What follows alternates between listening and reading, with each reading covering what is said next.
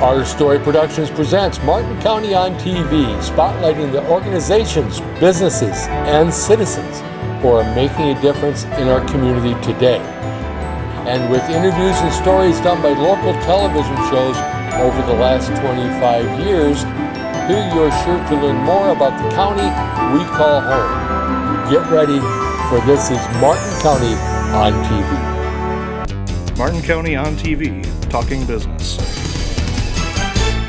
Hi, welcome to Talking Business. I'm Sara Pierce, Pierce Accounting and Tax Services, and today we are going to talk with... I'm James McAdams. I own or co-own Loxley Coffee, and I'm the head roaster there. And where are you located? 428 East Blue Earth Avenue here. Tell me about how did you get into the business? I've always been into specialty coffee or drinking coffee. I guess I've done it since I was a pretty small child, stealing cups of coffee from my mom and whatnot. And then I got into drinking nicer coffee. I wanted to sell coffee equipment, but then I started roasting and decided that was a lot more fun, kind of matched up with the way I think and do things. So. Okay. When did you open? We opened September of last year. Last year? Well, tell us about your hours. All right, so currently we're open Tuesday through Friday, 8 till noon. Mm-hmm. Saturday and Sunday, 10 until 2 p.m., but coming sooner than later, we should be expanding our hours a little bit further. Okay. Not exactly sure what that'll all entail. Sure. Maybe opening up a little earlier on the weekdays and the weekend and staying open a little longer. Mm-hmm. But just keep an eye on our website. And, what all do you offer there? we offer currently hot coffee, so anything from espresso drinks like lattes, cappuccinos. We tend to stick to more like actual cafe drinks, whereas larger chains, they get into the foo-foo drinks, I guess. Yeah. And we do hot cups of coffee as well, are freshly roasted. We sell 12-ounce bags and 5-pound bags, and then we're also in wholesale, so selling to local grocery chains and other cafes and restaurants and such. I saw it in Hy-Vee for sure. Yep, we're in Hy-Vee. Great. So you can purchase in your store and at local grocery stores? Yep, absolutely. Okay. Do you have an online sale option? We do online for sure. Yep, you Okay. can order, we'll ship. You can do local pickup. We do subscription services. And you can go on there and fill out a form for wholesale and everything else. So. Great. Wow, that's really great. What are your future plans? I think the next step is for us to get into cold drinks. Everyone really likes their iced lattes and cold brew. We're going to do that. Expand our hours in the summer. We're thinking about having a kind of like a grand opening in the summer here. Okay. We have a fairly large parking space. Try to get some food trucks out there and get bodies in there, maybe some music or something. Okay. And then just trying to get more wholesale and growing in that direction as well. Sure. And I notice you have a nice patio area out there, so it's a nice place to sit outside when it gets nice out. Yeah. We made that ourselves. Most of my family came there and carried all the rocks around and did all that, so that was a lot of fun. A lot of work too. Great. So you just mentioned your family. So did you grow up around here? Yeah. Moved to Fairmont when I was about 3 or 4 and been here ever since. Okay. So you're pretty much from here. Why don't you tell us about your family? Yeah, so I'm married. I have 2 daughters. I actually co-own the business with my 2 brothers as well. Okay. So Joe and Will, they're both partial owners of Loxley Coffee. We all went into it together. Okay. Then your brothers are still around here too, then, obviously. So yeah, my brother Joe lives in Delano. Okay. My brother Will's in the area still. It sounds like you have a real passion for the coffee, of course. So what was your passion and your drive to make this happen? We're in what's called a coffee desert, I guess. You can't really go anywhere within like 2+ hours to get some fresh roasted coffee, and we just kind of saw that could be a good market to get into, and I love coffee, so we just make sure that everyone has fresh roasted coffee available in the area, which isn't, readily available around here. Most places you go, you get a bag of coffee and it's a month or 2 old, whereas ours is generally within a week of being roasted. It comes off our shelves. So. Okay. How long does it take to roast? Depending on the roast degree, it takes anywhere from 9 to about 15 minutes. So like a light roast comes out at around 9.5 minutes. And if you get into a fairly dark roast, it can be, 13 to 15 minutes. So depending on different variables. Okay. Yeah. What's your favorite kind? I I like all of them. Okay. It's a cheesy answer, but it's true. On any given day, there's, coffee is like fine wine or something like that. Depending on how it's roasted, you get different flavor notes and different bodies and different levels of perceived sweetness and such. So I generally like a light roast Ethiopian, but some days I might have a really dark roast, like our Sumatran or something like that, just to change it up a little bit. Okay. Great. So you offer all the different variables. Yeah, varieties. we have about 2 to 3 of each roast degree, and then a couple of our house blends, we call them, which is just something that will always have the general same flavor profile as we continue on. So I guess, a lot of us are curious, how do you learn to do the process? Yeah, so I went to a course in the Twin Cities at a place called Mill City Roasters. Okay. And they offer some courses, lots of trial and error, lots of YouTube videos, lots of books. I mean, just anything I could get my hands on to learn a little bit more. Definitely like a little bit of art and science. That's just kind of the way my brain operates, and that's the perfect mixture. There's lots of things you need to stick to, but a lot of it is just smelling and tasting and being aware of different phases changing in the coffee and whatnot. So Okay. So I'm aware of where you're located at, and it is very centralized here in Fairmont. So why don't you tell us a little bit more about that place? yeah, so we have our shop itself is fairly small. We do have some indoor seating, probably about 10, 12 seats in there. But we have a large parking lot, which we plan to utilize, get more food trucks and things like that in there. We have a large patio. Right now there's only a couple tables out there, but we plan to expand on that. Sure. And just see where it goes in the future. Well, I know sometimes you offer a little bit more than coffee. There's baked goods sometimes. Yeah, so about every other weekend, my buddy Brandon, he owns the bread box here in town, and he'll come in, and generally he does online orders. He has his own website, but he'll also have extra goods that you can pick up if you come in store, and that works pretty well for both of us, because then we sell drinks to go along with, and he generally tries to bake things that are more like cafe related, so he'll have scones and things like that you can enjoy with a cup of coffee. Okay, or latte. great. Didn't he use some of your coffee in some of his baked goods? Yeah, he does that quite Okay, often. yeah. It's just we'll take some of our coffee and actually put it in the cookies or whatever it is that he's making. So outside from stopping in at your location, how else do people find you? You can find us at loxleycoffee.com. That would be the best way to find us. We're on Facebook, Instagram, TikTok, Twitter. I do videos of me testing out different recipes for lattes and things like that we're working on currently. And any of those above ways would be the best way to find us. Great. So you are everywhere. Easy to find. Yep. It's great. Well, thank you, James, for taking the time and doing this interview and talking about what you do. We are very excited to have you in Fairmont, and we look forward to the new varieties that you have coming up and your summer iced drinks. Thank you for joining us today here at Talking Business. I'm Sara Pierce with Pierce Accounting. Martin County on TV, Talking Business.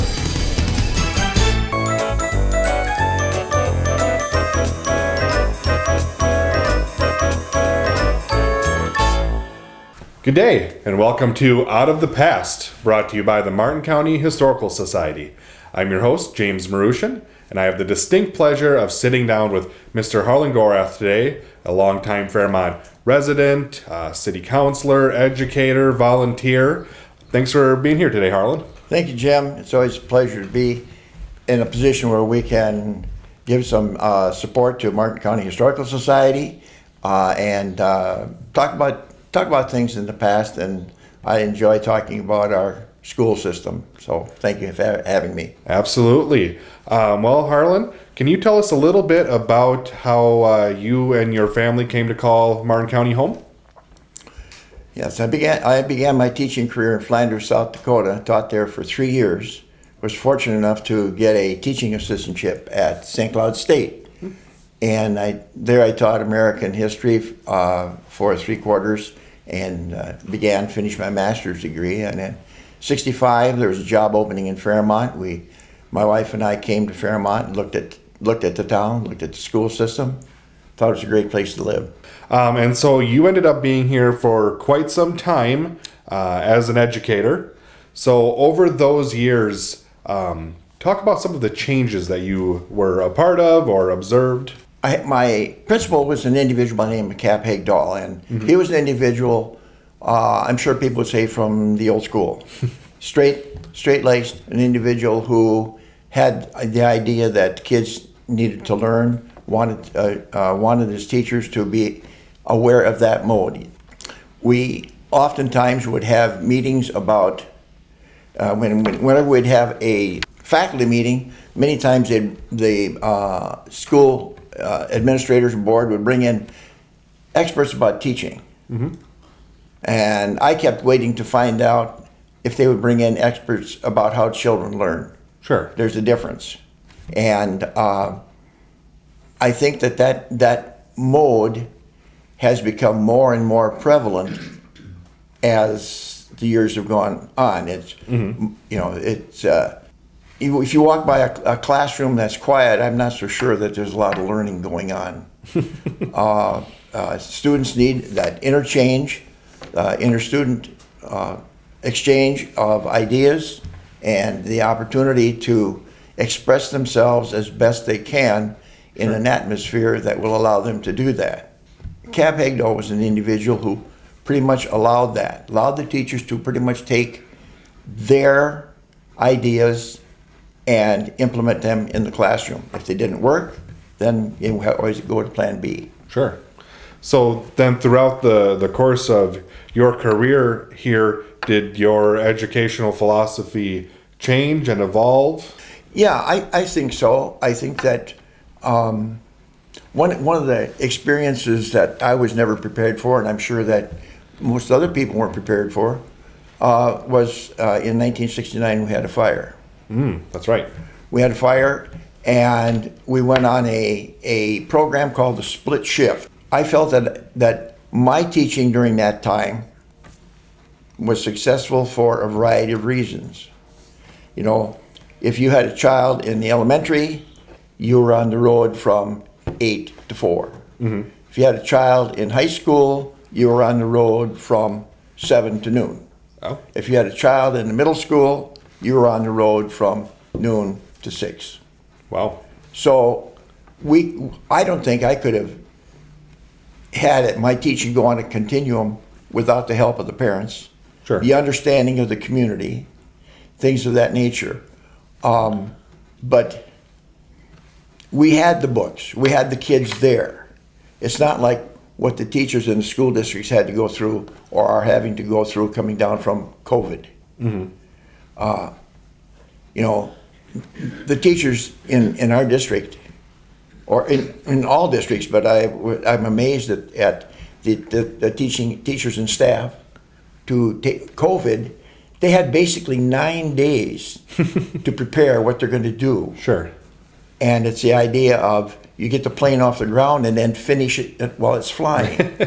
These people did a remarkable job, and the parents, I think, for the most part, were very understanding.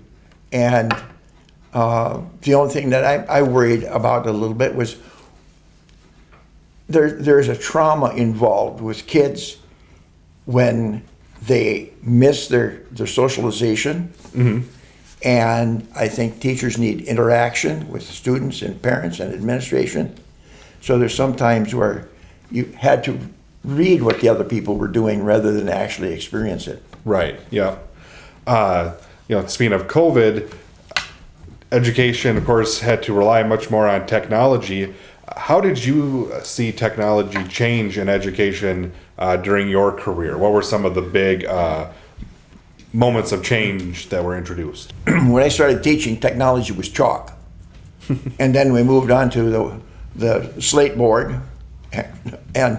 But we were there when the old Apple IIe first started.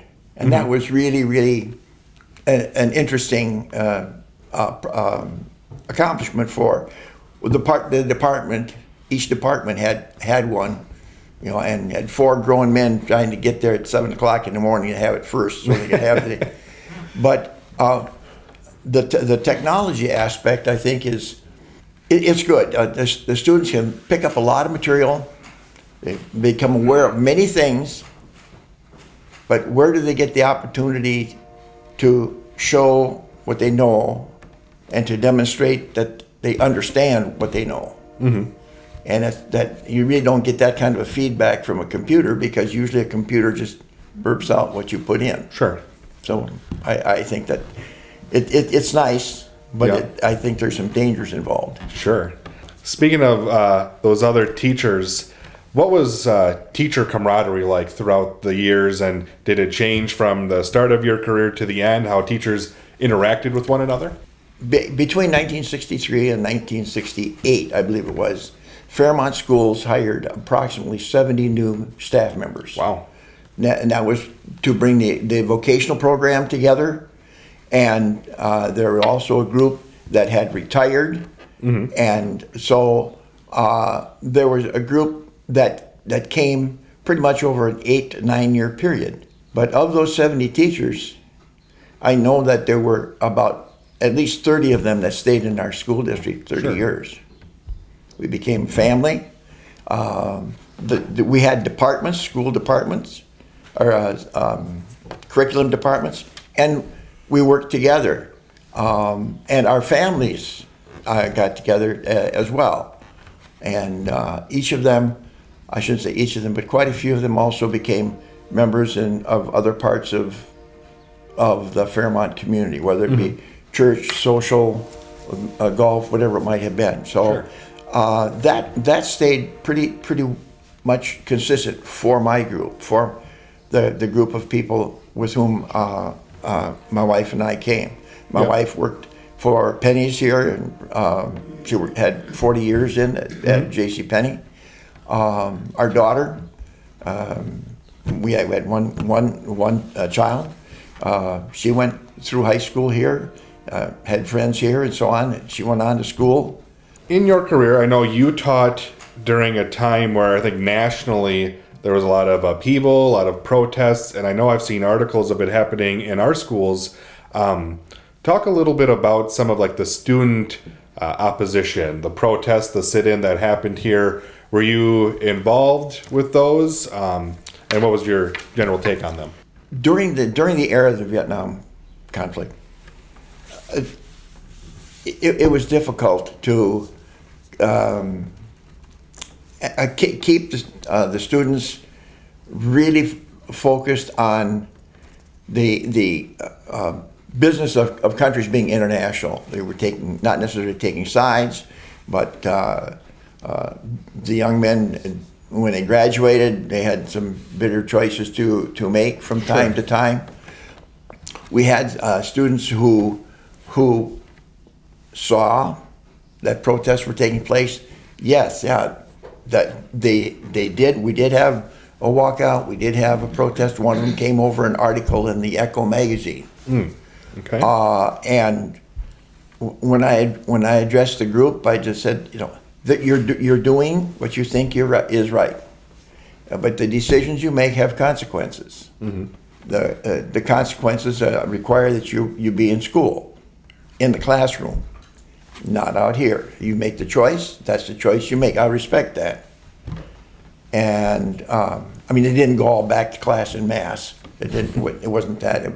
But that was a philosophy that many individuals had. Other teachers said, they're out of here. Forget it. They're done. Mm-hmm. So as you see today, protesting has gotten to be more of a way of individuals trying to get what they want. Sure. So if you would get upset with your sister, would you take a piece of paper and run around the neighborhood asking everybody to sign it so your sisters get kicked out of the house? Well, no, I don't think so. Right. But it was a good exercise in democracy. Mm-hmm. In addition to being a teacher, you were also been a volunteer in our community. Did you do that as much while you were teaching? And what was kind of along with that? Well, what was the perception of teachers out in the community? There's a saying that public service is rent paid for space occupied. Mm-hmm. My father was a strong believer in that. He had an 8th grade education. He was chairman of the school board. He was a county commissioner. He was on the Chamber of Commerce in this great big town of 300 people. And he took it very seriously. Mm-hmm. And I thought that if there was an opportunity to be an example maybe to the students, to my own family. You have to walk the walk, talk the talk. If there's something going on and have a chance to get involved, whether it was at the church or the city or another type of Boy Scouts, whatever it might have been, and there was a need, it could be done. Sure. Now, sometimes you would have an opportunity to. Now, I had juniors, mainly juniors in class. Do work with that age group. They saw me 5 days a week. What would they want to be doing something with me on Saturday or Sunday? Yeah. So you do some of those things with your own judgment, but I think for the most part, many people were glad to see their children's teachers involved in something outside the community. Go to the ball games, celebrate student achievement. Those are the types of things. We had one young man who became an American citizen. Oh. So the one day in class, I had two students who said, "Let's do this for Alex." And so, okay, Alex in class, I called Bob Schroeder, and I just told the kids that, well, Mr. Schroeder will be here to take some pictures. He wants to see what's going on in the school. And Sure. Okay. So we asked Alex could you tell us where you grew up? He said, well, you was in Vietnam. What would you show us? So we pulled down the map, and then the kids had put a great big picture up there, said, congratulations on your citizenship.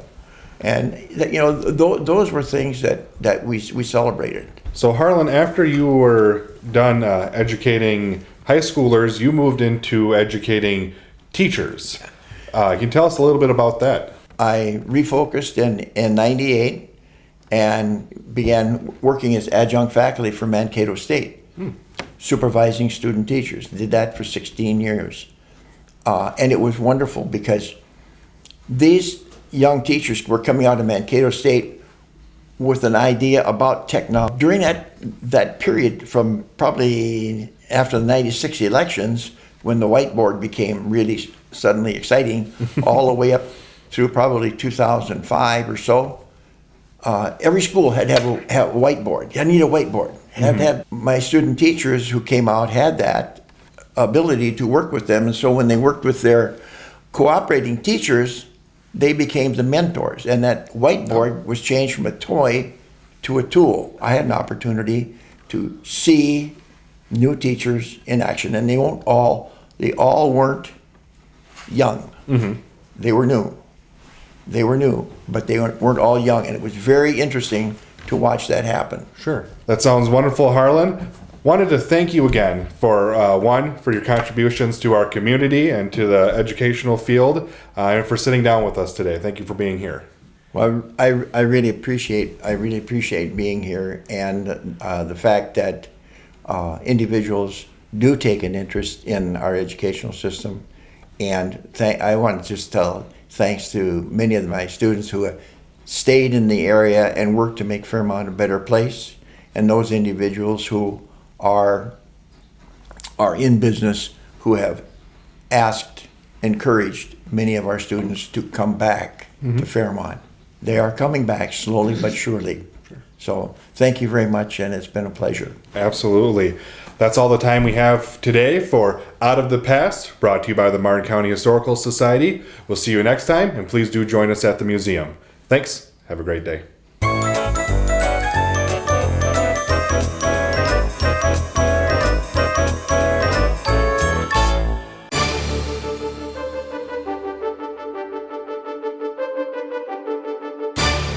Good day. Welcome back to the series, Veterans Strengthening America.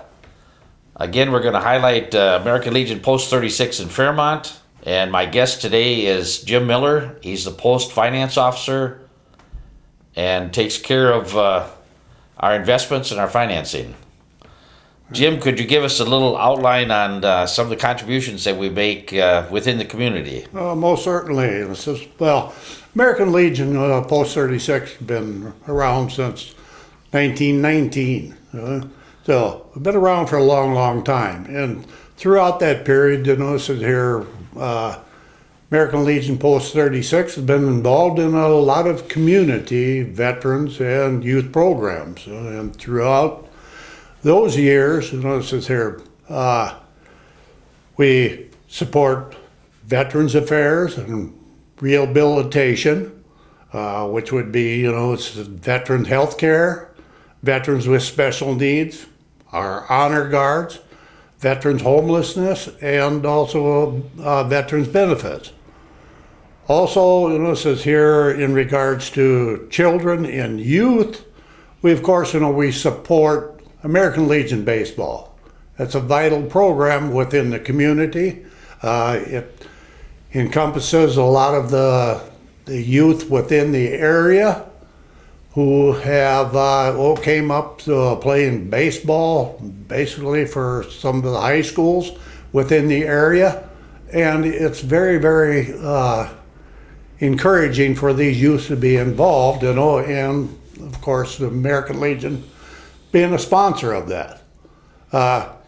Coming up in the future, American Legion National is wanting to pursue a fast pitch softball league also. So we anticipate being a major sponsor for that as well. In regards to our community efforts, we're involved in parades. I mentioned earlier honor guards. So those programs are what give us a visual identity within the community. Jim, tell us about the contributions that we make to the veterans in the area. Okay, Steve. Veterans programs, and this is here, largely are comprised of programs such as Beyond the Yellow Ribbon, our district involvement with the American Legion, our Honor Guard. We also make contributions to the veterans' homes over in Laverne. We've made contributions to the Martin County Veterans Memorial, and also Legion Riders, and most significantly, we've made donations to the needy vets within the area. This here, largely the individuals that are chosen come through our Martin County Veterans Service Officer. And I know we have veterans in many of the area rest homes, and we support them with a membership, and we contribute to their spending account within the rest home. What about children and youth? Okay, in regards to the children and youth, as mentioned earlier, we of course we are a sponsor of American Legion Baseball. Unfortunately, so here, I think due to COVID, Legion Baseball was kind of suspended for a brief period, but it did pick up last year, and we're very encouraged, that within the coming years, so there, it will start to again be a little bit more of a viable program for the community. We make contributions to the Boys and Girls County. We've made donations to the Boy Scouts and Girl Scouts. We've also made contributions to the new community miniature golf program. Scholarships. We've had roughly about $63,000 that have been given out over the last 3 years. And we also make contributions, to, I guess we could call it programs for picnics, which are through the National Guard Armory. And we were very successful this past year. We had the American Legion Post 36, we had the DAV chapter, and we had the VFW combined together, and we held down at Gobshoot Park the first Veterans for Veterans picnic, which was such a success. We're going to continue that again this coming year.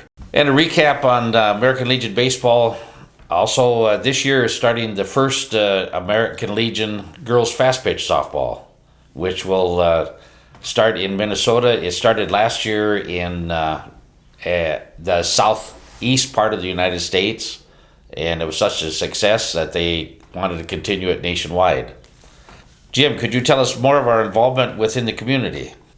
In regards to the community efforts, we of course, this is here, one of the preamble parts of the American Legion is our devotion to mutual helpfulness. This is where we make our contributions to the local community. This involves largely the city of Fairmont, it says here, but now recently we're trying to expand out into the other communities throughout Martin County. One of the major programs that we are a significant sponsor is Shepherd's Inn. This here is a program of which is providing food to needy individuals within the community. We make donations to the CREST program. We've made donations to the Chamber of Commerce, Habitat for Humanity, the Interlochen Heritage Days program, Lakeside Cemetery, made contributions to the Opera House and the Red Rock Center, and also here recently we've also made some donations outside of the area, being the Kentucky tornado, which had devastated that area. In closing there, Steve, I guess says here, we probably have roughly about 25 veterans programs that we contribute to in the area of $170,000. Youth programs, roughly about 25 youth programs, and community programs. All of these here, as I indicated, roughly in the neighborhood of $400,000 over the last 4 years. American Legion is very, very proud, to be a significant part and contributed to the area. Very good, Jim. Thank you for being a guest on Veterans Strengthening America, and we'll see you next time on our new series of Veterans Strengthening America.